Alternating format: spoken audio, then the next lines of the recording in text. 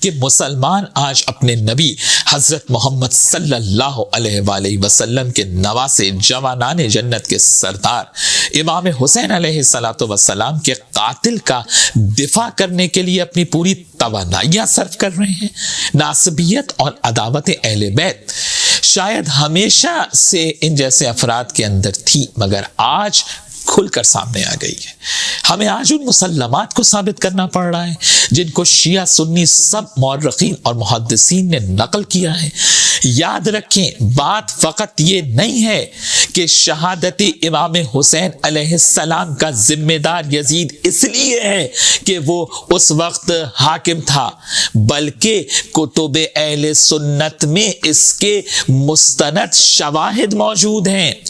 تاریخ گواہ ہے کہ یزید نے تخت حکومت پر آنے کے بعد سب سے پہلا جو سرکاری حکم نامہ جاری کیا وہ یہ کہ مدینے کے والی ولید ابن عقبہ کو خط لکھا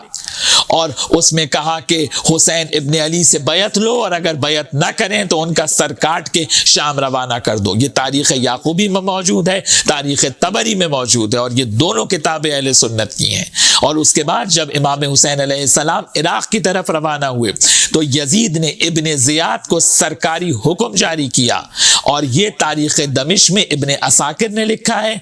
انصاب الاشراف میں بلازوری نے لکھا ہے، سیر الاعلام النبلاء میں ذہبی نے لکھا ہے، البدایہ والنہایہ میں ابن کثیر نے لکھا ہے، المعجم الکبیر میں طبرانی نے لکھا ہے، اور دیگر اہل سنت کی معتبر کتابوں کے اندر موجود ہے کہ یزید نے سرکاری حکم جاری کیا ابن زیاد کو اور کہا کہ اگر تم میری نگاہ میں صاحب شرف ہونا چاہتے ہو تو حسین ابن علی کو قتل کر دو اور سر کاٹ کر فوراً شام روانہ کرو۔ آپ کہتے ہیں کہ آپ کے پاس یہ شواہد نہیں ہے جس سے یہ پتہ چلتا ہو کہ یزید نے امام حسین علیہ السلام کے قتل کا حکم دیا تھا۔ یاد رکھیں، ظالم کا ساتھ دینے والا اور ظالم کا دفاع کرنے والا بھی ظالم ہوتا ہے، اور ظالم پر قرآن نے لعنت کی ہے۔ اس کے بعد میں حوالہ دینا چاہتا ہوں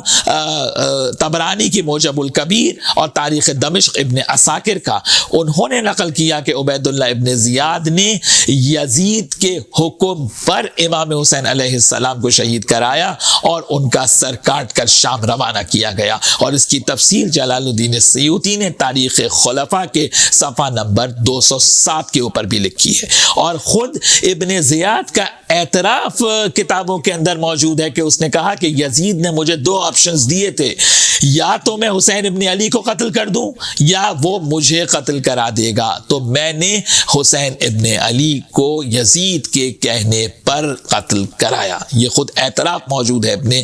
زیاد کا۔ اس کے بعد یہاں پر میں ایک اہم حوالہ دوں کہ جب ابن زبیر نے مکہ میں لوگوں سے بیعت لینا چاہی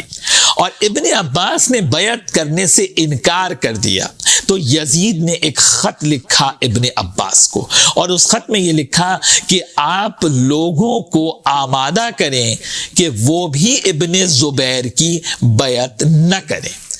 اس خط کے جواب میں ابن عباس نے جو خط لکھا ہے یزید کو وہ بہت اہم ہے، اور اس کی تفصیل کامل فی التاریخ میں ابن اسیر جزری، جن کا سن وفات 630 ہجری ہے، یہ بھی اہل سنت کی معتبر کتاب ہے، انہوں نے اس کی تفصیل لکھی ہے کہ عبداللہ ابن عباس نے یزید کو جواب میں لکھا کہ میں نے تمہاری حمایت میں ابن زبیر کی بیعت سے انکار نہیں کیا ہے، اور میں تمہاری حمایت کروں گا کہ تم نواسہ رسول حسین ابن علی اور ان کی اولاد کے قاتل ہو، اور کربلا میں روز عاشور جو کچھ ہوا وہ تمہارے حکم کے اوپر ہوا۔ یہ ابن عباس لکھ رہے ہیں یزید ابن معاویہ کو۔ اور اس کے بعد کمال یہ کہ جب مجرم اعتراف جرم کرے، یزید کا بیٹا معاویہ ابن یزید جب اس کے بعد حاکم ہوا تو اس نے جو پہلا خطاب کیا، ابن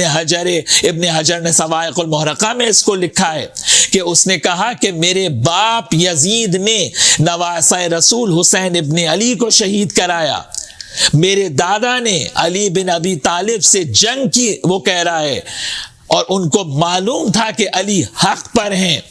یزید کا بیٹا تو اپنے باپ کا اقرار جرم کر رہا ہے، یہ کیسے مسلمان ہیں جو محمد مصطفیٰ صلی اللہ علیہ وآلہ وسلم کا کلمہ بھی پڑھتے ہیں اور ان کی آل کے قاتلوں کا دفاع بھی کرتے ہیں؟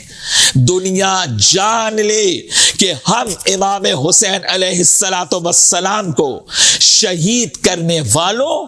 اور جو امام حسین کے قتل پر راضی ہے ان پر قیامت تک لعنت کرتے رہیں گے، اور ہم اپنے اس عمل سے، اس عقیدے سے 1 انچ پیچھے ہٹنے کو تیار نہیں ہیں۔